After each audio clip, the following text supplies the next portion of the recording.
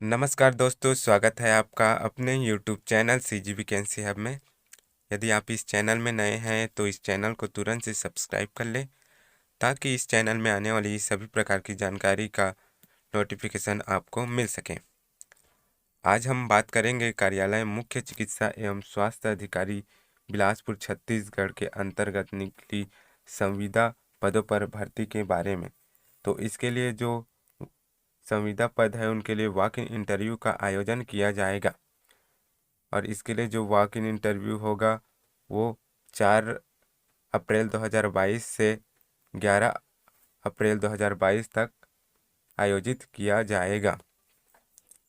तो इसके लिए जो पंजीयन हेतु निर्धारित समय जो रहेगा वो 8 बजे से दोपहर 11 बजे तक, पात्र पत्र सूची का प्रकाशन दोपहर 1 बजे तक, दावा आपत्ति हेतु निराकरण के लिए निर्धारित समय दावा आपत्ति हेतु निर्धारित समय जो रहेगा वो 2 बजे से 4 बजे तक और दावा आपत्ति का निराकरण 4:30 बजे से और वॉक इन इंटरव्यू कौशल परीक्षा जो होगी वो दावा आपत्ति के निराकरण के पश्चात 5 बजे अथवा आवेदन की संख्या अधिक होने पर आगामी तिथि को 10 बजे से 12 बजे तक कौशल परीक्षा ली जाएगी। और इसके लिए जो वॉक इन इंटरव्यू होगा वो सेंट्रल लाइब्रेरी नूतन चौक सरकंडा बिलासपुर में आयोजित की जाएगी।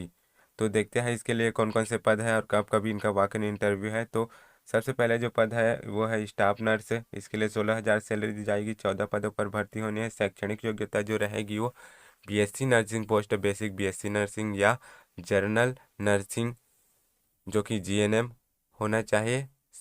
छत्तीसगढ़ नर्सिंग काउंसलिंग में आपका रजिस्ट्रेशन होना जरूरी है। इसके लिए वॉक इन इंटरव्यू जो होगा वो 4 अप्रैल 2022 को आयोजित किया जाएगा। दूसरा जो पद है वो है MPW मेल। इसके लिए 14 पदों पर भर्ती होनी है और इसके लिए जो शैक्षणिक योग्यता रहेगी आपको कक्षा 12वीं बायोलॉजी सब्जेक्ट के साथ उत्तीर्ण होना चाहिए। साथ ही साथ 1 वर्षीय MPW में डिप्लोमा होना अनिवार्य है जो कि पैरामेडिकल काउंसलिंग में आपका रजिस्ट्रेशन होना जरूरी है। इसके लिए जो सैलरी दी जाएगी वो 6,400 रुपये। इसके लिए जो वॉक इन इंटरव्यू होगा वो 6 अप्रैल 2022 को आयोजित किया जाएगा। तीसरा जो पद है वो जूनियर सेक्रेटरियल असिस्टेंट। इसके लिए 12,000 सैलरी दी जाएगी। 14 पदों पर भर्ती होनी है और इसके लिए आपको 12वीं कक्षा उत्तीर्ण होना चाहिए। साथ ही साथ 1 वर्षीय कंप्यूटर डिप्लोमा होना अनिवार्य है। इसके लिए वॉक इन इंटरव्यू जो होगा वो 8 अप्रैल 2022 को होगा। चौथा जो पद है वो है क्लास 4। इसके लिए 10,000 सैलरी दी जाएगी। 14 पदों पर भर्ती होनी है और आपको 10वीं कक्षा उत्तीर्ण होना चाहिए। इसके लिए वॉक इन इंटरव्यू जो होगा वो 11 अप्रैल 2022 को आयोजित की जाएगी। उपरोक्त मानव संसाधनों की भर्ती निम्नांकित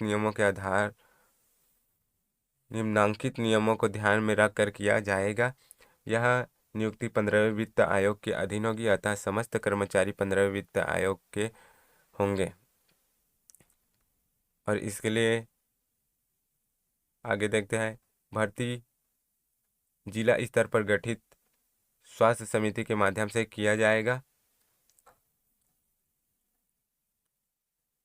और इसके लिए बात करते हैं आयु सीमा की। तो इसके लिए जो आयु सीमा रहेगी वो न्यूनतम 18 वर्ष एवं अधिकतम 70 वर्ष चिकित्सीय पद हेतु तथा जो प्रबंधकीय पद है उसके लिए 64 वर्ष रहेगी। और आयु की जो गणना होगी वो 1 जनवरी 2022 के अनुसार की जाएगी। और आगे जो हम बात करते हैं इसके शुल्क के बारे में, तो इसके लिए जो शुल्क रहेगा विकलांग, अनुसूचित जाति, अनुसूचित जनजाति और महिला के लिए 100 रुपये, अन्य पिछड़ा वर्ग के लिए 200 रुपये और अनारक्षित वर्ग के लिए 300 रुपये देय होगा। इसको आपको जो शुल्क रहेगा उसको राष्ट्रीय बैंक से NUHM डिस्ट्रिक्ट हॉस्पिटल बिलासपुर के नाम से DD ड्राफ्ट जो कि बिलासपुर में देय होगा। डिमांड ड्राफ्ट की मूल प्रति वॉक इन इंटरव्यू दिनांक को अभ्यर्थी के द्वारा स्वयं उपस्थित होकर आवेदन पत्र के साथ संलग्न करना अनिवार्य होगा। डिमांड ड्राफ्ट के अलावा अन्य किसी माध्यम से शुल्क मान्य नहीं होगा। कौशल परीक्षा साक्षात्कार प्रतीक्षा सूची, चयन सूची की के लिए आप जिले की वेबसाइट का अवलोकन कर सकते हैं। अब जो लिखित परीक्षा या कौशल परीक्षा या साक्षात्कार के लिए जो प्रवीण सूची तैयार हो जाए होगी वो कुछ इस प्रकार से रहेगी। इसमें शैक्षणिक योग्यता का 65%, अनुभव का 10 से 15 अंक। यदि आप एनएचएम के तहत कार्य किए हैं तो प्रति वर्ष के लिए 3 अंक, अधिकतम 15 अंक।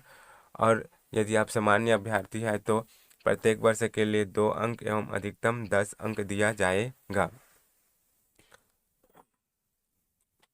और जो इसकी जो अंतिम चयन सूची तैयार की जाएगी वो शैक्षणिक योग्यता का 65%, अनुभव का 10 से 15 अंक और कौशल परीक्षा का 20 अंक।